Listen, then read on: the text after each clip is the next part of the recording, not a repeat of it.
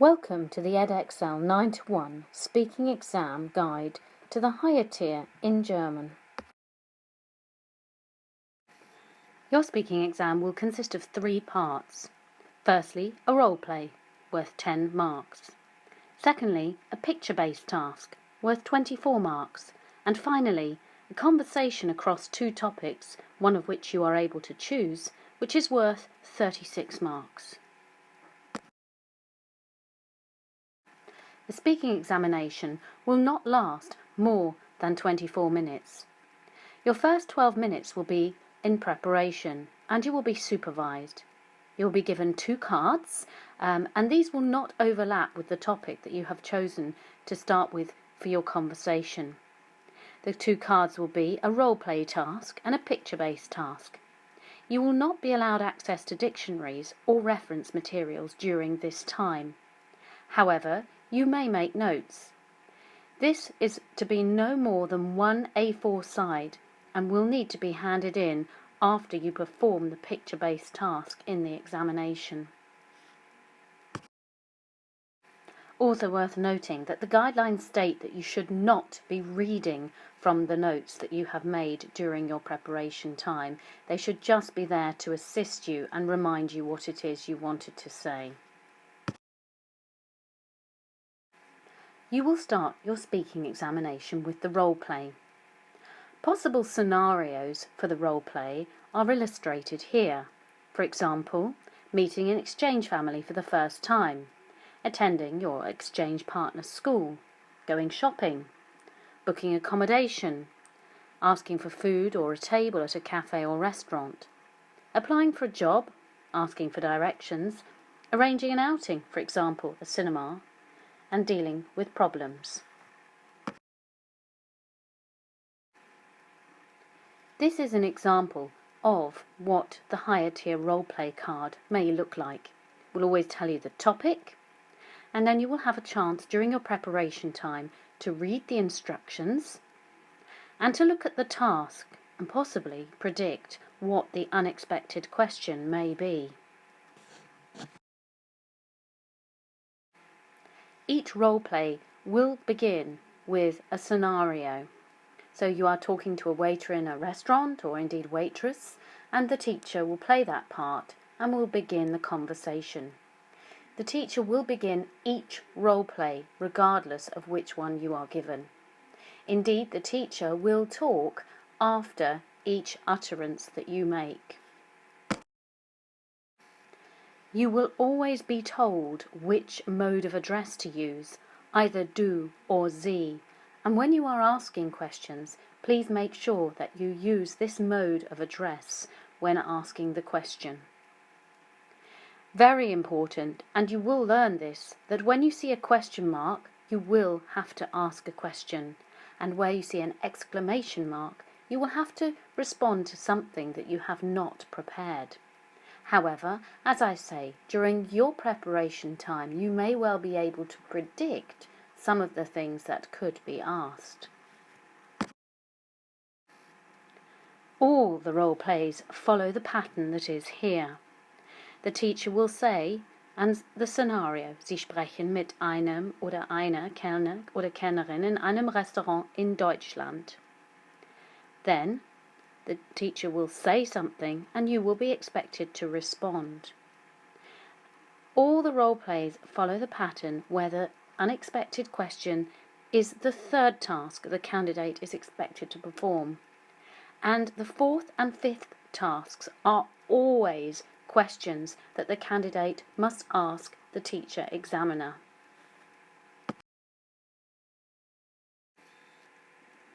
It's worth just having a quick look at what the teacher actually has to see and say. If you have a look at the words in bold, you will see that the teacher starts the conversation with the scenario, and then next to number 1, the teacher will say a second thing before you actually have to start talking. This also shows what the unpredicted question is going to be. For the higher tier role play, it is always a question in the past tense. And this is how the whole role play may look. The teacher's role is on the left-hand side, and the candidate's role, or an example of what the candidate might say, is on the right-hand side. This is the marking scheme for the role play. There are 10 marks available, 2 marks for each utterance. What you're aiming for is for 2 marks for each utterance. Your statements and questions should be clearly communicated, appropriate within the context of the role play, unambiguous, that means the meaning has to be absolutely clear, and the pronunciation should support clear communication. You can see that for 1 mark you may have an element of ambiguity, or perhaps your pronunciation is not quite as good as it should be. I know it's only worth 10 marks, but they're really 10 very important marks, and you should be aiming for 10 out of 10 on this one.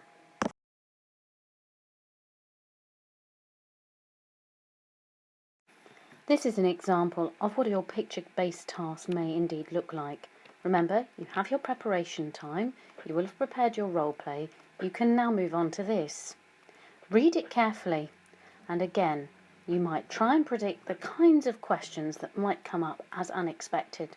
Although I think actually having looked at the sample assessment materials, it's not actually as easy to predict the kinds of things that might be asked. All of the picture-based tasks will go like this. Firstly, you will be required to describe the photograph.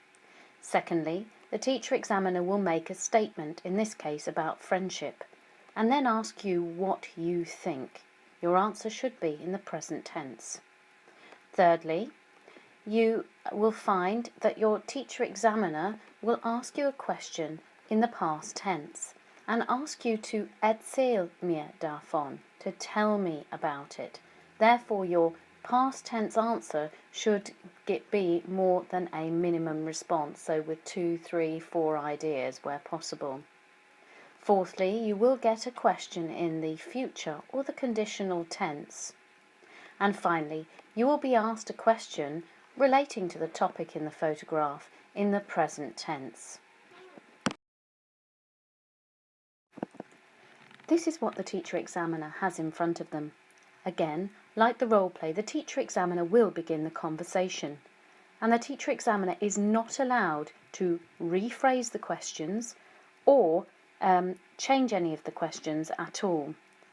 If you do not give enough detail, the teacher examiner is allowed to say some of the things that are in brackets. Noch etwas, anything else, or warum, warum nicht, why not. You can see that the unpredicted question here is: Mit wem verbringst du lieber Zeit? Mit deinen Freunden, Freundinnen oder mit deiner Familie? Quite a tricky question to think on your feet for. There are 24 marks in total awarded for the picture-based task, 16 marks of which are for communication and content. So that's not taking into account maybe how accurate your language is. Let's look at the top bracket, which is actually at the bottom of the page first. In order to get between 16 and 13 out of 16, you have to respond to the set questions with consistently fluent and developed responses. You have to be able to narrate, describe and inform. Give your opinions with ease and justify them in a very, very developed fashion.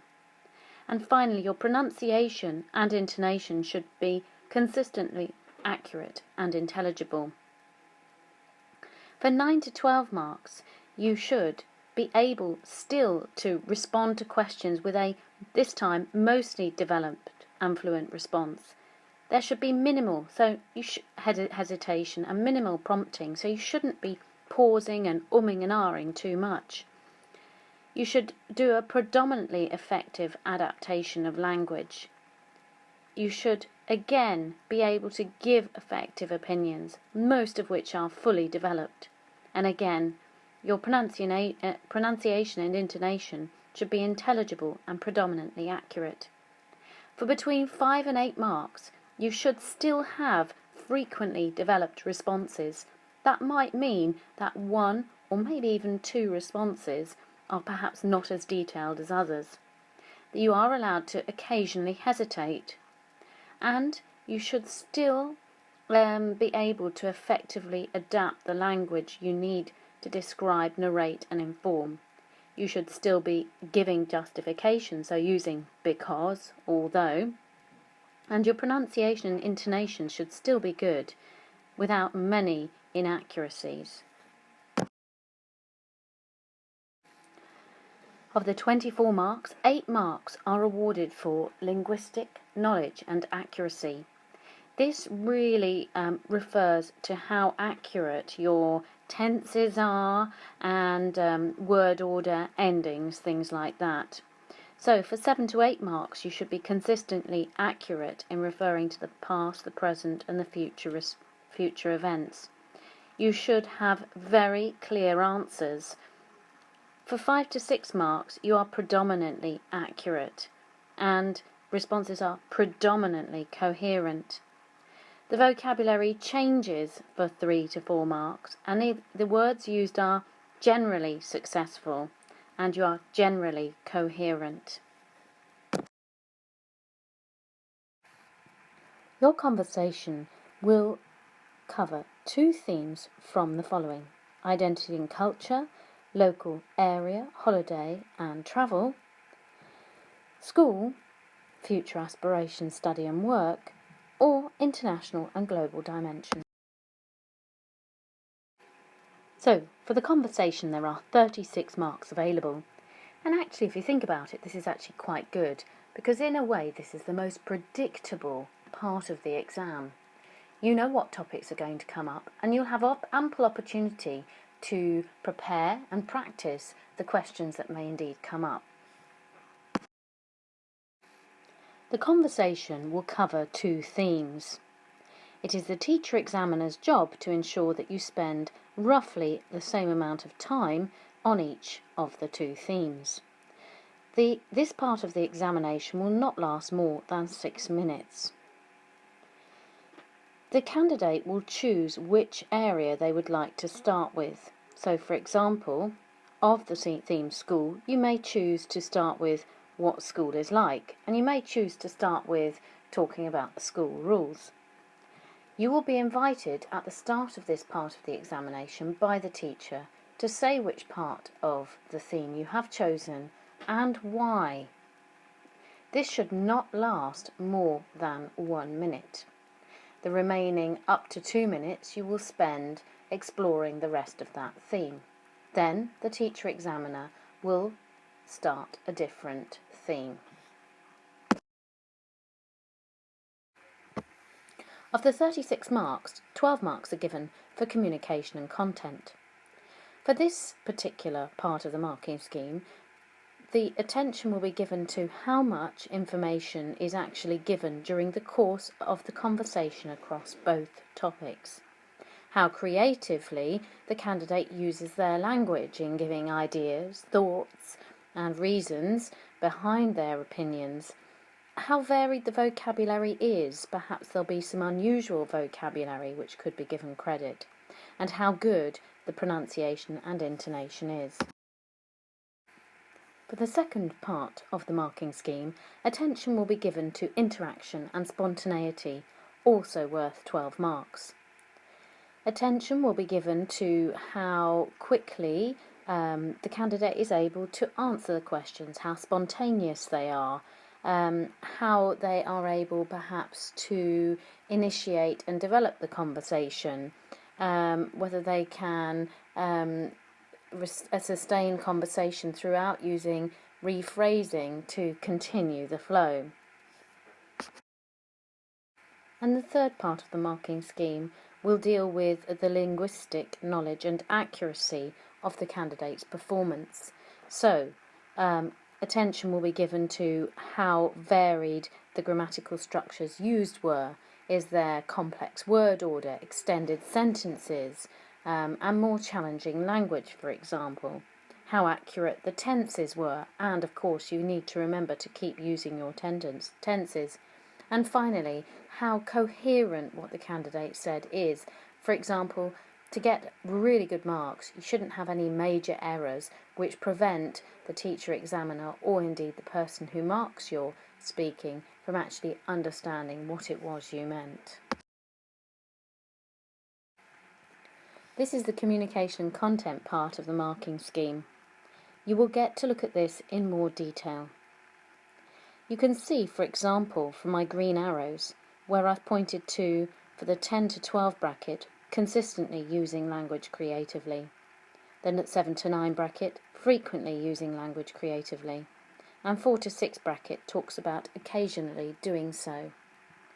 By using language creatively, they talk about using language to create an effect, or manipulating language, using language to express thoughts, ideas, feelings and emotions, to inform and narrate. This is actually really quite complex to do, and this is why this requires more detail at another time. This is the interaction and spontaneity part of the marking scheme. Spontaneity really refers to giving a relevant and impromptu response based on what you have heard. You should be able to respond to questions pretty quickly without the teacher examiner having to constantly rephrase or give you examples of language that you might be able to use. 12 marks available for this. It just shows you that actually perhaps not always worrying about whether things are accurate or not can certainly have its benefits. And finally, the linguistic knowledge and accuracy. Knowledge and accuracy are extremely important. However, I would hate to think that you actually stop yourself saying something because you are really worried about getting it right. For complex grammatical structures, we would be looking at grammar and structures which are specific to the higher tier GCSE. We'd be looking for varied and complex word order, using extended sentence with lots of conjunctions and subordinating conjunctions to sometimes express some abstract ideas. You shouldn't be repetitive and use simple word order in order to score in the 10 to 12 bracket of this particular part of the marking scheme. So, to summarise, you can see from the mark schemes that the role play is marked for communication only, that in the picture-based task communication is more important than linguistic knowledge and accuracy, and that during the conversation there are 3 areas which are assessed: communication and content with 12, interaction and spontaneity with 12, and linguistic knowledge and accuracy with 12. However, I am pretty convinced that if you prepare very, very thoroughly for this examination, you shouldn't find scoring upper marks in any of those particularly difficult.